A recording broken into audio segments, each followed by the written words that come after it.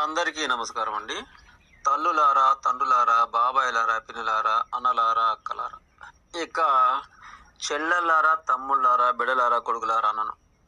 ఎందుకంటే వీరిలో మార్పులు వస్తున్నాయి కనుక కనుక నాకన్నా పెద్దవారైన వారికి మాత్రమే సలహాలు ఇస్తున్నాను.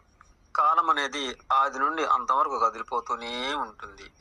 ప్రస్తుతం మానవుడు గ్రహించిన రాతి యుగం నుండి నేటి కంప్యూటర్ రంగం వరకు కనుక మూఢత్వం ఏంటో, బానిస విధానం ఏంటో, నమ్మక ద్రోహాలేంటో, మోసాలేంటో, అవకాశవాదాలేంటో, బానిసత్వ స్వార్థాలు ఇవన్నీ కూడా ఆనాడు తెలియకపోయినా ఈ క్రీస్తు శకం 2000 అనే గెట్టు యువతల నుండి మన మానవ జాతిలో చాలా చాలా మార్పులు వచ్చాయి.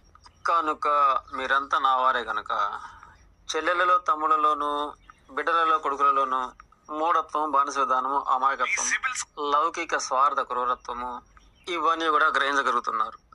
చదివినా చదవకపోయినా ఇప్పుడు పుట్టిన ఈ ఫోన్ల ద్వారా విశ్వరాశాలు, చట్టంలో గల లుసుకులు, మతంలో గల మాయలు, కులాలలో గల కుళ్ళు ఇవన్నీ కూడాను తమ్ముళ్లకు, చెల్లెలకు, బిడ్డలకు, కొడుకులకు అర్థమవుతూనే ఉంది. కానీ అమ్మలకు, అయ్యలకు, బాబాయిలకు, పిన్నులకు, అన్నలకు, అక్కలకు అందుకే చెబుతున్నాను మీ అందరికీ. ఇక మారుతున్న కాలంతో మూఢత్వానికి, బానిసత్వానికి అంకితం కాకుండా శ్రమ దోపిడీ, బానిస విధానము, అవకాశవాదము, సృష్టి రాశాలను, మూఢనమ్మకాలను, ఏవి నిజాలు, ఏ అబద్ధాలు ఈ విధంగా తెలుసుకొని మన యొక్క నడవడులు మలుచుకొని ఆ విధంగా కొత్త దారులు ఎంచుకొని సమానత్వంతో సుఖశాంతులు ఎన్నుకొని ఈ విధంగా మారిపోవాలి. కనుక ఇక నుండి మీరు కూడా మారాలి. క్రీస్తు శకం 2000 అవతల ఏం జరిగిందో గతం గత.